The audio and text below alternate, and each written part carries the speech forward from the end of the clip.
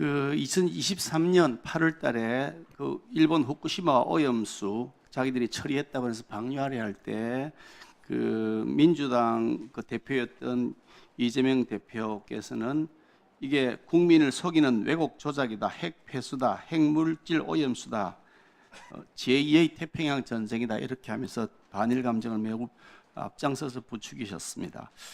그리고 그 때문에 경제적, 사회적 피해를 많은 우리 대한민국 국민들이 봤습니다. 물론 방류 안 할 수 있으면 제일 좋겠지만 국제사회 속에서 과학적 근거와 합리적 이유를 대해야 되는 것이 또한 우리 국가적 과제이다 보니까 그 점에 대해서 뭐 반일 감정을 한편 부추기는 것이 야당의 입장에서는 그럴 수 있겠지만 객관적으로 입증할 자료가 있는지를 제가 그때 확인하기 위해서 지난 8월 달에 제가 우리 외교부 장관께 물었습니다.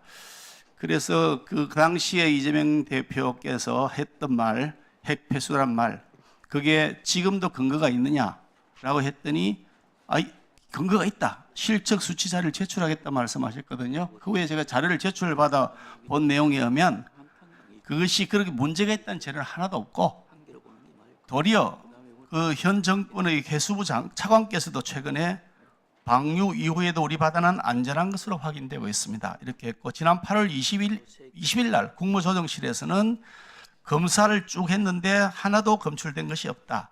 그리고 남동해역 12개 지점, 서북해역 7개 지점, 원근해 21개 지점에 대한 시료 분석 결과 WHO 먹는 기준 대비 훨씬 낮은 수준이다. 이렇게 공식 발표까지 했거든요. 그러니까 그 당시 장관께서는 저한테 거짓말한 것이 됩니다. 그 점에 대해서 사과하시는 것이 옳다고 생각하는데 어떻게 생각하십니까? 네, 사과드리겠습니다. 제가 말씀드렸던 것은 그 의원님이 질의하신 그것에 관해서 좋습니다. 뭐 사과하셨다가 됐는데 이게 뭐 사과받고 안 받고의 문제가 아니라 이제 앞으로 이재명 야당 대표가 아니고 대통령이지 않습니까? 그러면 앞으로 이런 이게 과학적이거나 이 합리적 근거 없이 국제사회에서 활동하기 어려울 텐데 그렇다 그러면 이것 때문에 생긴 수산업계의 피해, 국민적 불안감에 대해서 이재명 대통령께서도 적절한 방법으로 국민들에게 해명을 하는 것이 옳다 이렇게 생각합니다. 장관께서 그렇게 건의할 생각이 있으십니까? 네, 제가 건의드릴 생각은 없습니다. 그래요? 알겠습니다. 그럼 국민들에게 계속 거짓말한 거는 거짓말로 넘어가자 이거지요? 좋습니다. 그 트럼프 PT 띄우실래요? 트럼프 대통령이 이번 8월 25일 날 한미 정상회담 직전에 올렸던 트위터 X에 올렸던 글입니다. 잘 알고 계실 겁니다. 한국에서 무슨 일이 일어나고 있는 것인가? 숙청 또는 혁명이 일어나는 것 같아 보인다. 그런 상황에서는 우리가 그곳에서 사업을 할 수 없다 이렇게 했고요.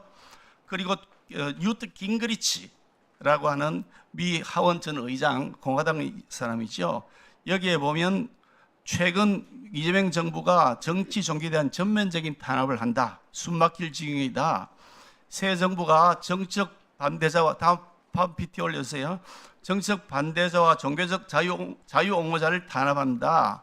대규모로 보수 및 종교 지도자를 압수를 했다. 모욕적이고 위협적인 일이다. 미국의 사전 통보 없이 합동 공군기지의 한국 측 구역에 대한 급습을 감행할 정도로 오만했다. 이런 글을 올렸습니다. 이게 그냥 단순하게 일회성으로 일어나는 것이 아니다라는 생각을 저는 하는데 이번 조지아주에서 있었던 집단 체포 사건 이것이 단순한 법적 함의가 있는 것만이 아니라 정치적 함의도 있을 수 있다라고 아까 장관께서 답변하셨는데 그런 생각에 여전히 지금 변함이 없으신 거죠? 지금 이런 사안과는 무관하다고 확신하고 있습니다. 예, 장관께서 확신한다고 해서 사실이 달라지긴 안 하겠지. 장관이 확신한다고 해서 사실이 달라지는 건 아니니까요.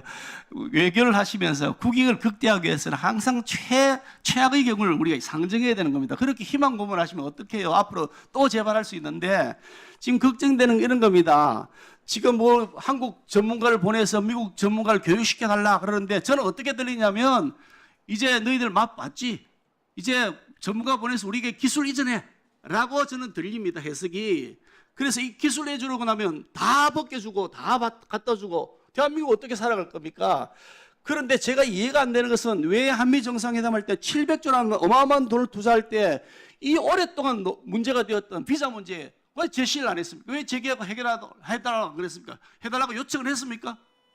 네, 그 문제는 앞서 말씀드린 바와 같이 그 큰 틀에서 MOU를 만드는 방향에 대해서만 협의가 이루어졌기 때문에 별도로 이 구체적인 이런 문제는 논의가 되지 않았다고 말씀을 드리고요.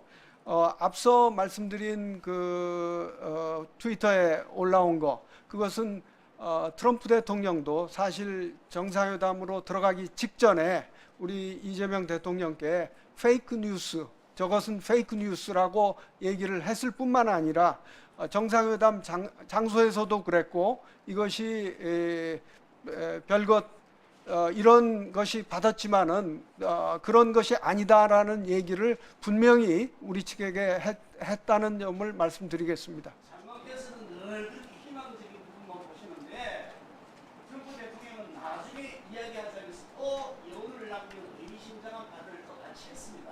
그렇기 때문에 외교를 가장 최악의 상황을 대비해서 해야 한다는 것이 제가 한 말씀이고요. 특히 좀 전에 아니 거기서 왜 10년 이상 묵은 문제입니다. 이 비자 문제는요. 일할 수 있는 비자 문제는. 거기에서 미국에서야 원하지 않겠지만 우리는 원하는 것이 아닙니까?